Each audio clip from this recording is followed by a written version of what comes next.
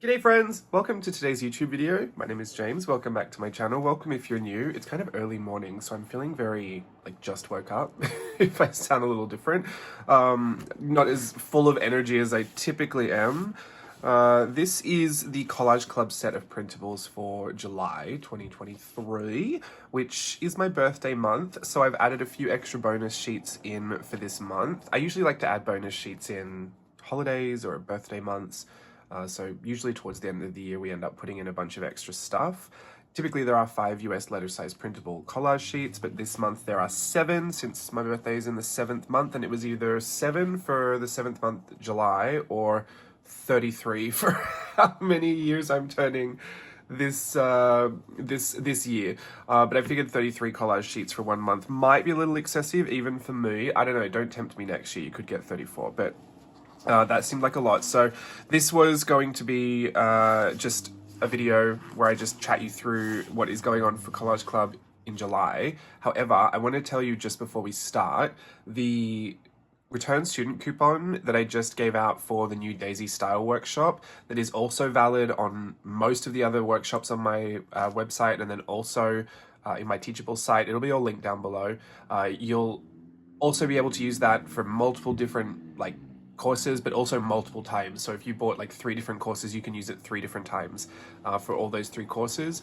That expires at the end of June. So I'm putting this up a few days earlier than July 1st, just so you know that you have until the end of June to use that. If you did not get that email for the return student coupon, just email me, jameslukeberg@msn.com, and just put coupon code in the subject line or something, and I will endeavor to get that back to you as soon as I can. But once it turns July, that will be no longer valid. So just giving you a bit of a heads up on that. And now we will get into the set of printables. This is the last month that will have the 100-day project in it. I still have 1 video left that I think I'll share with you on Friday for the final set of illustrations I did for the 100-day project. Excuse me. My whole body's waking up. These are the last 25 illustrations. I think there are 25. We did it in quarters. So 4 months ago, we did the first 25, then we did 26 to 50, then 51 to 75, then this is 76 to 100. So now, if you join Collage Club in July, you will actually have all 100-day project illustrations. But remember, everything rotates out after 4 months. So the first 25 will be rotated out at the end of July. So make sure you do download them if you are looking for the full set. I'm going to try and put the full set also as an individual separate thing on Etsy. But this would be the month to join if you were looking to get your hands on every single 100-day project illustration, because they've all been very fun and very varied. And if you have any of these stamp sets, I used all my own stamp sets to create the bases for these illustrations, so that'd be something fun to try. But all the videos are still on here anyway, so you can go and have a look at them there. This is obviously just if you want to get them in your journals. I printed on glossy sticker paper this month. I usually do that. Use my Silhouette Portrait 3 to make them essentially huge sticker sheets, and those silhouette files are also available for you in Collage Club if I make them, which I did. I usually do them every month. Some I don't make them for, I don't make them for every single sheet, but usually anything that has a sheet of illustration on it like this, I will make it. If it's a full page, something like a full background page, I don't usually make them for that, because there's nothing to cut out. It's usually just, I'm usually using that for collage or whatever. These little illustrations, I typically always make a silhouette cut file for these. And I put the PNG files in there as well. They're not backgroundless though. I think some people were asking if they were. They're not. They're white backgrounds. So all the images are flat on one layer, so you will have to make the cut lines that way. They're not, I don't go and erase every single edge from everything. It would just take forever, but they are nice and cleaned up on white backgrounds, if that helps. This is the last set of the 100-day project illustrations, I should say. Stampin' illustration, that was the whole project. I'm not going to go through every single one, but some of my faves. This one. This is the kind of toddler version of the Cicely Mary Baker. Baker? I always forget. Hootie Booty Bell. My little niece, Savannah. Now that there is a new niece, Sophia, her little sister, it's really kind of marked how much older Savannah is, how she's grown, and she's almost 2 now, she's an actual toddler. So I kind of updated her little fairy photo. I love this one. This These are kind of like the corner pieces stamp set that I did. This one kind of inspired that one. I used my corner pieces stamps to make this, and I've actually been working on a new stamp set. Let me grab the file. By file, I mean printed piece of paper. I've been working on a new Mermaids Corner Pieces stamp set. It's in the same vein as the original, but obviously they're all little mermaids. And it was because of this, I loved this illustration so much. And I did a fairies one here. I haven't ruled out fairies yet, but it's on the back burner for now, because I have another stamp set I'm working on. Where is that sheet? Here. With a whole bunch of stamps that I felt like could have really fleshed out my experience doing the 100-day project. I felt like some of these would be ones that I would love to have had. So I've put them all in a set together, and they're going to be my little fashionista gwirls. So I'm going to work on those and get those manufactured whenever the time is right. Hopefully sooner than later, but I'm working on a few things at once. So I've got to kind of manage what comes out when, but those I'm going to kind of add in there, but those were the corner pieces that kind of inspired this, which was the very last piece I did. I loved this one. I thought this was like, I just love the proportions of it. I actually considered doing my stamp set with these proportions, but I wanted to keep it like a sister set to the original corner pieces stamp set. So this, I wouldn't rule this out. I feel like this would be cute for another one. I just love the proportions on it. But it's a little bit more substantial. The originals had really no details to them. They were very simple lines. This is a lot more detailed than I would have wanted for that stamp set. What else have we got on here? Yeah, just a bunch of stuff. You've seen all of these if you've watched the videos. You've seen them come to life. My Little Mermaid, I've watched it 4 times in the theaters. I'll probably see it one more time before it goes from the theaters. I don't know when it's scheduled to leave, but you just never get that experience back. Like the big surround sound, the dark room, the huge screen. Like I don't want to miss out on having as many of those experiences as I can. And also obviously the popcorn. I love a good bit of popcorn. So those are the 100-day project sheets. All right, I feel like I'm waking up now. My personality is coming alive. I got an Art Snacks page for you this month. I have a bunch of Art Snack stuff. This will be the 3rd year I'm coming up to the Art Snacks anniversary, my year 3. However, things are changing. I will explain it in the Art Snacks video, but Art Snacks subscriptions are kind of changing, and so my involvement with Art Snacks Box Freestyle is kind of changing as well. It will be quarterly. I guess that's the big news. I was gonna be like, oh, there's so much to say. Not really. It's gonna be quarterly. I think July will be the last monthly edition of those Art Snacks Box Freestyle videos, and then it will turn into quarterly. So I think I'll be back again starting September. Not quite sure on that just yet, but I'll be doing those for the quarterly boxes instead of every month. So I figured I have a huge back catalog of all of these illustrations and pieces that I've done. Like this is on a big wood panel that is just on display over on my shelf. I wanted to share some of those with you. I don't know why I haven't shared a ton of them with you before. I do them every month, but I think sometimes they're just in a weird, like I do them at the start of the month, and by the time I do Collage Club at the end of the month, sometimes I just forget about them. Usually I have to be pretty good about scanning or taking a photo of something as soon as I've done it to get it into Collage Club, because there's so much that happens. Like there's so much within the month that I've like drawn or painted or done something with, I will just forget everything. So, or sometimes I'll do this massive like hunt and gather session where I'll just get all the journals out and just go through them and look for things. That's usually if I have a very specific idea. Like at the end, I wanted to do a whole bunch of sentiments, so I went specifically searching for that. And when I'm looking for words, I tend to skip past all the other images that I could be using. And also we're, 3 years into Collage Club, sometimes it takes me ages just to go back and reference if I've ever used something before, because there's thousands of drawings and illustrations and everything in these. That has gone through this subscription already, so it's getting kind of like a big task to do every month. But I do love it, especially because I can reuse all this stuff through my journals. Like all of these Art Snacks things don't happen in journals, they're in the substrates I get from the box. So now I've got all my other journals that don't have any of this artwork, so I love to share the wealth around. That's my Kokeshi doll. I did this one the most recently. This one is a long time ago. These are fashionistas, little fashion sketch, and these were some tests from this version. Oh, Steve's messaging me. What do you want, Steve? He wants to go to see the Guardians of the Galaxy at the movies. I don't know if I'm into that today. This is Disney. Speaking of Guardians, Disney. I guess they're Marvel. I do actually want to see that movie. I just don't know if I want to see it today. I have to be in a mood to see stuff like that. This is a page of Disney related stuff. And speaking of Steve, this is Steve and I as like toddlers in Disneyland. I actually never went to Disneyland until I was 15, so this is very fake, but this is very real. Steve did go to Disneyland when he was little, and he had this exact bowl cut, so this is very accurate depiction of Steve. I just love these. We did these years ago on Instagram Live. I've always thought they were so just kind of fun and obviously childlike. There are a couple of Alice in Wonderland related stuff here. These are two of the same kind of thing. These are both the Alice in Wonderland ride at Disneyland. Some of this stuff is from Art Journaling the Magic. It's a workshop. Well, I want to say program. It's not. It's like a group. Art Journaling the Magic is it's run by Tangi Baxter, and there's a whole like host of things, but it's like online workshop community type stuff and like in-person community stuff and retreats and all that good stuff. All art and art journaling. But there is a Disney one where we used to go into Disneyland parks or Disney World parks. I never went to Disney World. I only did the Disneyland ones.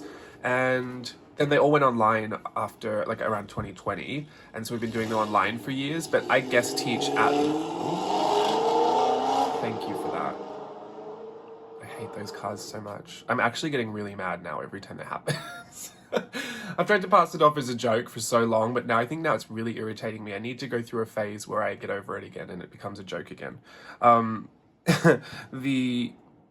we'll go into the parks. I guest teach at them, and online I do the Wizarding Artist Society ones, which is all of this, and then I do the Disney ones as well.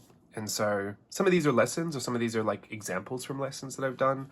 Some of them are just tests, like I was just testing out a crayon resist with this. And then some are just some free playtime, like this Mary Blair inspired Cinderella painting. This is done with gouache, and it's based on her actual Cinderella painting, except I used the live action version rather than the original animated one. This I did last month at the summer workshop for Art Journaling the Magic. It's the Neverland Mermaids. The theme was trains, so I kind of made them like a little toy train parade thing. And I love the Neverland Mermaids. Here's another one. This is a one-line contour, kind of like a scribble, but it depicts the Neverland Mermaid scenes. And it just says we were only trying to drown her. That is like my actual all-time favorite scene of every Disney movie ever made. So let that speak volumes about me. This is the popcorn bucket, and like I said, another Alice. So yeah, just some Disney related stuff there. You know, I love my Disney. And the other part of Art Journaling the Magic, which is the Wizarding Artist Society chapter meetings, which if you're a part of that and you don't know, those are being sunset at the end of the year. So make sure you read up on how to keep access to all of that information. I actually don't know how to do that, so I have to go and read it as well. I guess that's my reminder to myself, but also to anyone else who doesn't really know what's going on. Go check that out in Rizuku. So I guest teach for this as well, and it's very much inspired by the world of Harry Potter. And so these were lessons that I've taught. I think every single one is a lesson except for this. This I did years ago after I saw Fantastic Beasts, and I just really liked the Queenie character, so I did a little watercolor portrait. But yeah, some birthday things which I thought were appropriate for my birthday this month.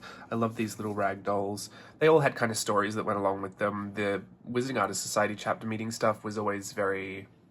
for me anyway, it was about like, or it's for everybody, it's about world building, but everyone's kind of world building their own ways. And so mine was always focused on things that were very like childlike, very cute, very whimsical, very like soft and frilly and frou-frou, and it was more like the lighter side of all that magic stuff.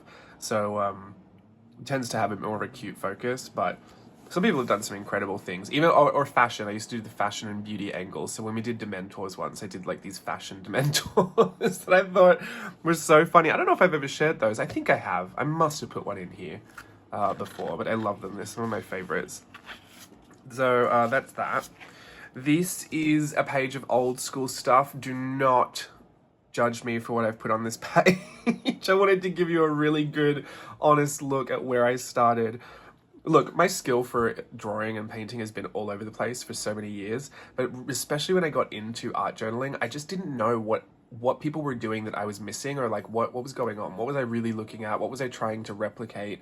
I was just basically having a go at everything that I saw people do, and it was really, the results were super varied, let's be honest, most of the time. So this is a lot of stuff that I did as I started getting into art journaling. So this is around 2015, 2016, even into 2017. So this is I'd say is more like, for me, vintage, old school stuff at this point. And especially this one here. I don't even think I had my first Dilutions art journal when I did this. It's an Alice with a key. It just says Curiouser, Curiouser, and it's all done in scribbles. And I think I was trying to get that really, like, that really carefree, really expressive, intuitive look, that art style, but I didn't really have watercolors and all the stuff that I have now, and I didn't really even know how to use all that stuff back then anyway. So I was just using what I had, like my markers and my pens, and just trying to, I don't know, be expressive, and it's just a mess. It looks awful. But I wanted you to have it. I wanted you to see, you know, some of my not so fine work, just to really balance it all out. You know, I feel very confident, very comfortable with where I'm at now, but this is some really humble beginnings that I wanted to share with you. This was an old Tim Holtz Distress Crayon kind of portrait. I actually really like this one. An old tag. This is when I first tried to get into all the layering of the stencils and how people were doing things, and it's just a lot. It's just a lot. I don't really know what to say about it. These were remember those old chalky watercolors, the circle pans that we used to get? It had like 36 colors or something in it, stupid, and they just were basically colored chalk that you would wet and put onto the page. You can even see how chalky these feels. Like, it feels like if I go like this, I'm gonna have transfer all over my fingers. But those are fun. Those are from an old sketchbook that I tried to watercolor in. Had no idea why I wasn't getting the right results. It was the wrong paper, it was the wrong watercolor, it was the wrong everything. And I think it just kind of reminds me of those times that, like, you know, we all kind of come into this at some point knowing maybe some skills. Maybe we have a few things that we think we know about, you know, art and illustration and painting, but there's so much that we don't know and that we're discovering along the way. And that I really appreciated those times too, and it was kind of really exciting to figure out, as annoying as it was to kind of get the results that I was getting, because I was really frustrated. I wanted to learn it, I wanted to do it.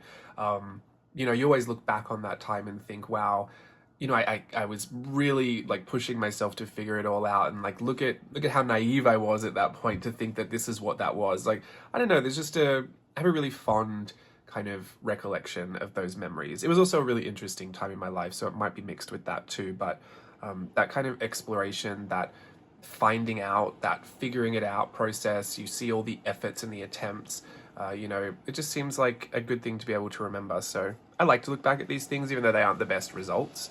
They kind of really give me a good point of perspective for, you know, my whole journey together. This is just a whole bunch of other illustrations. This fairy, I really tried to make all those beautiful watercolor effects, and I'm assuming I did it without watercolor because none of that looks like watercolor. It might be a little bit. I mean, I really tried. I tried so hard. I actually really liked this illustration. And this, someone was asking about a stamp that I was using. This was the original illustration for that stamp, so you can reference it from there.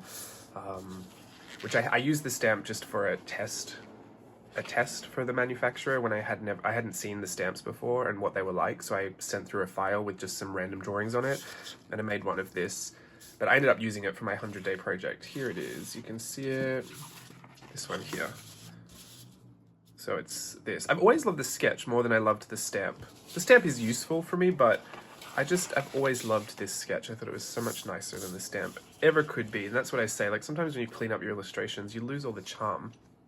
This is the sentiments, this is the last page, and yeah, I don't know what to say about it. It's all words, and it's all really stupid random words too, like things I just found in my journal and things that I had taken the time to bubble letter or to, you know, watercolor, I mean, or random things that I just found. Like, this is from Japan, I will surely treasure happy memories. I just like the translation of that.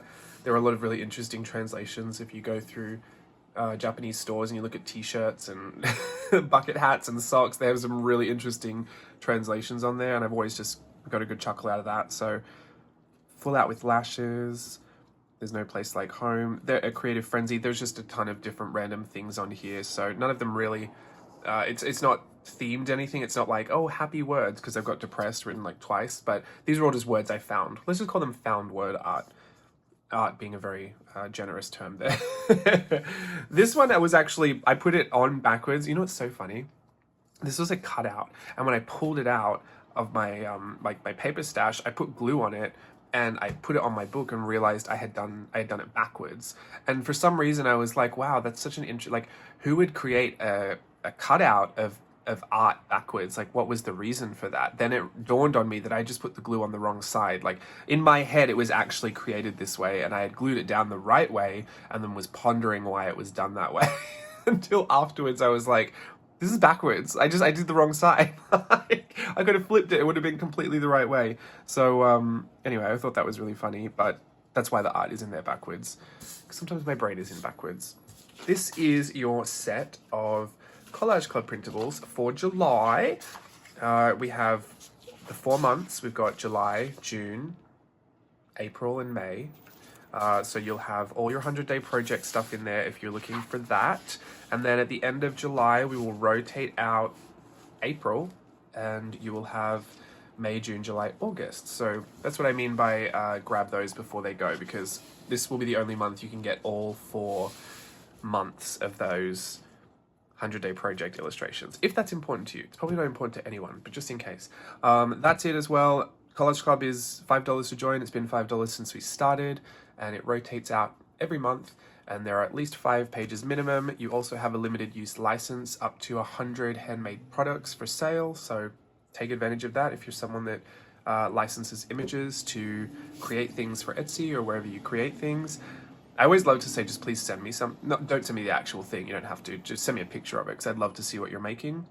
I've had people make quilts out of art before, and fabric things, and earrings, and Christmas ornaments. Like, I've seen tons of stuff made from illustrations, and it always brings a smile to my face. So please just send me a photo if you do any of that.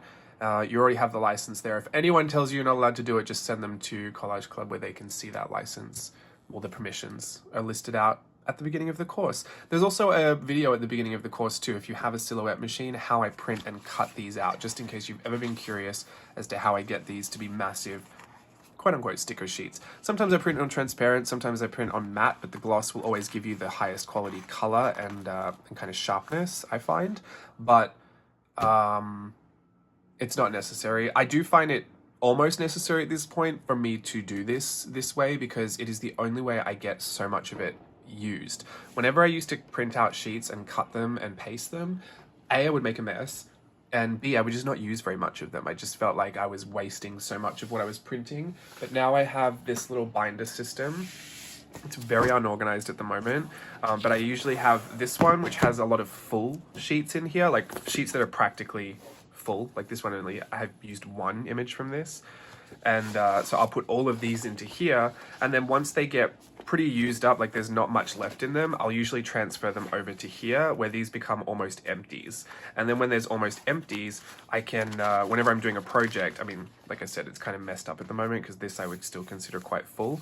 But whenever it's almost empty, I will go through my journals and when I'm having a bit of a play, and I'll take most of the almost used ones, and I'll just finish up a page of this. And then after I'm finished with this, and I have the backing sheet of this paper, I have made, let me get it for you here,